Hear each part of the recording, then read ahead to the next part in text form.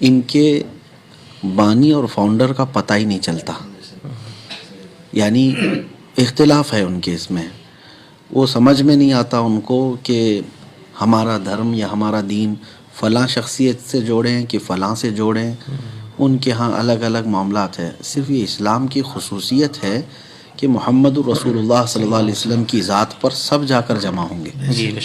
اس لیے کہ ہمارے امت میں جتنے بھی فرقے ہوں، حضور پاک کی ذات پر جا کر سب کو جمع ہونا ہی ہے، سوائے قادیانیوں کے کہ وہ تو ختم نبوت کے منکر ہیں. لیکن اس کے علاوہ بہت سارے بھٹکے گمراہ ہوئے اور بھی بہت سارے معاملات ہوئے، لیکن سب اپنے آپ کو بتاتے ہیں رسول پاک صلی اللہ تعالیٰ علیہ وسلم تک.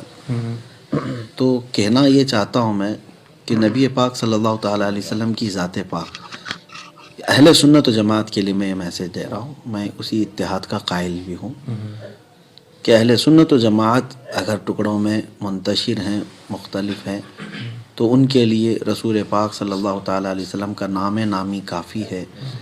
اس نام پر سب جمع ہو جائیں. دیکھیں آج دنیا جگا رہی ہے اسی نام پہ، آپ کو اسی نام پہ جگا رہی ہے. آج دیکھیں ہمارے یہاں پر جو بھی معاملات ہو رہے ہیں ملک میں، آپ کے پیروں کو گالی نہیں دی جا رہی ہے، آپ کی مسجدوں کو، آپ کی خانقاہوں کو گالیاں نہیں دی جا رہی ہیں، سیدھے ذات رسول کو گالیاں دی جا رہی ہیں. تو یہ بھی ایک طریقے کا آپ کو سمجھنے کا موقع ہے کہ اب جو ہے تمام چیزیں اگر ہمارے درمیان کچھ بھی ہے چھوڑیں اور حضور پاک صلی اللہ علیہ وسلم سے جو ہمارا رشتہ، ہماری ڈور بندھی ہوئی ہے، اسی پر آ جائیں. اختلافات ختم کرنے کا اور اپنے دل کو وسیع کرنے کا یہ سب سے بہترین طریقہ ہے. اس گنبد خضرا کی چھاؤں میں سب اپنے آپس کی تمام چیزیں بھول سکتے ہیں، اس لیے کہ یہ پریکٹیکلی بات ہے. مدینہ طیبہ میں جب رسول پاک صلی اللہ تعالیٰ علیہ وسلم تشریف لائے تو حبشہ کے بلال رضی اللہ تعالیٰ عنہ جو کالے تھے، ہاں، اور دوسرے حضرت فارس سے حضرت سلمان، روم سے حضرت صہیب، اور کہاں کہاں سے سب آئے، جمع ہوئے، اور وہ سب سگے بھائیوں سے زیادہ عزیز ہوئے. تو وہ کون سا دامن تھا اور کون سی چھاؤں تھی جس میں آ کر کے وہ برسوں پرانی اپنی جہالت یا اپنی دشمنیوں کو ختم کیے. وہ صرف دامن رسول ہے. وہ آج بھی ہے اور کل قیامت تک رہے گا. ہمارے لیے سب سے بہترین وہی ہے کہ عشق رسول میں ڈوب جاؤ، باقی سب چیزیں آپ بھول جائیں گے. آپ نے ایک آدمی کو نام دیا پاکھنڈی، اور کون ہے آپ نے سمجھ گیا ہوگا.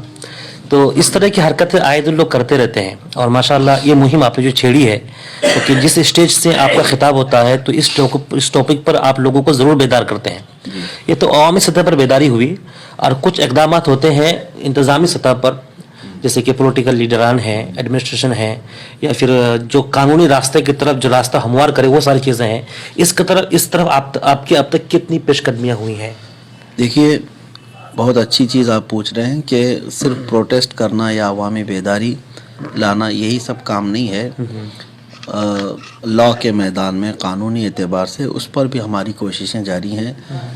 آپ کو پتہ ہوگا کافی پہلے ہی، سال بھر گزر چکے، میں سپریم کورٹ کے لائر سے ملا تھا، اور ہم نے ایک پرستاؤ ان کے سامنے رکھا بھی کہ ایک ایسا بل بنایا جائے جو رسول پاک صلی اللہ تعالیٰ علیہ وسلم کی جو بھی توہین کرے اس کی سزا مقرر کی جائے. آلریڈی جو ہے انڈیا میں کچھ قانون بنے ہوئے ہیں، 153 یا غالباً 295 یا ایسے اس آرٹیکلز ہیں جس میں کسی کو بھی اکسانا یا کسی کے خلاف بولنا دھارمک اعتبار سے، لیکن وہ آرٹیکلز اتنے ہلکے بنا دیے گئے ہیں کہ اس کے تحت کیس تو درج ہوتا ہے، لیکن آن دا اسپاٹ لوگ جو ہے نا بیل لے کے چلے جاتے ہیں، یا زیادہ سے زیادہ تھوڑے دن کے بعد جب معاملہ ٹھنڈا ہو جائے تو آسانی سے بیل ہوتی ہے. ہماری مانگ یہ تھی کہ کسی بھی دھرم کے مقدس، چاہے یہاں پر مسلمانوں کے نہیں، سارے لوگوں کے لیے،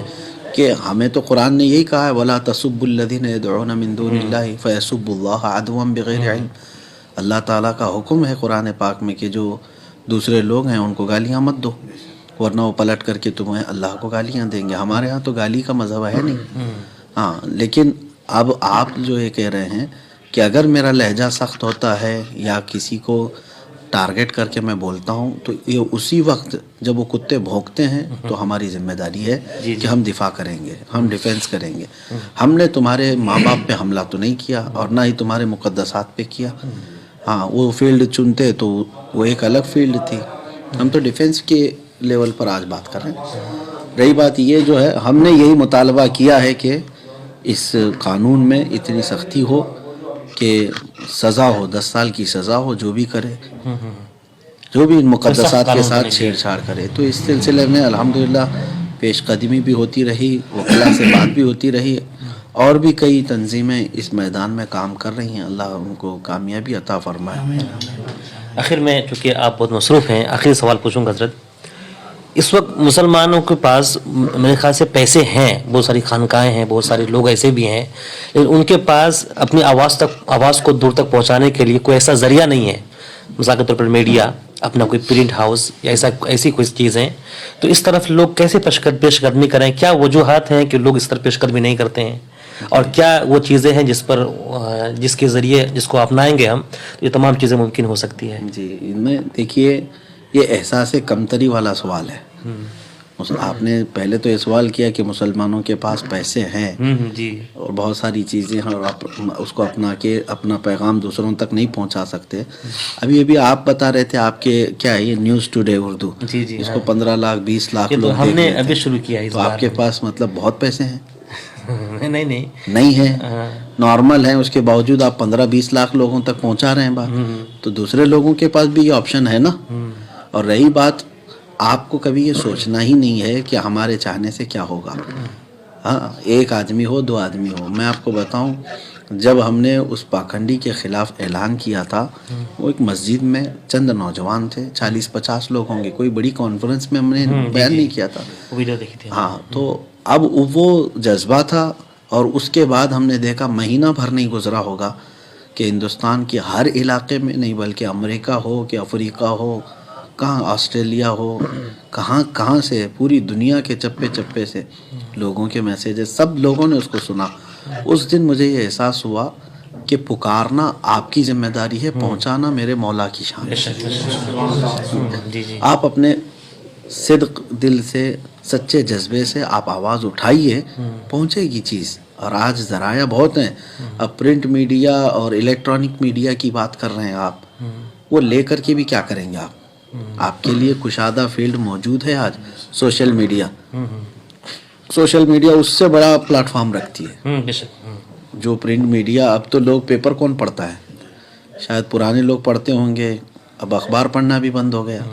और न्यूज़ चैनल, टीवी मीडिया जो है वो कौन देखते हैं? वो भी ज़्यादा कम हो गया। सारे लोग आज सोशल मीडिया को देख रहे हैं। तो वो प्लेटफॉर्म तो आपके पास फ्री में है, इसके लिए पैसों की क्या ज़रूरत है? फ्री में मैदान मौजूद है, आप उसको इस्तेमाल करके अपनी बातें कौम तक पहुँचाएँ।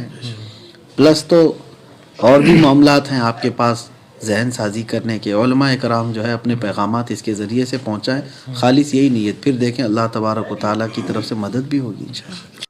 दोस्तान मोहतरम, जैसे कि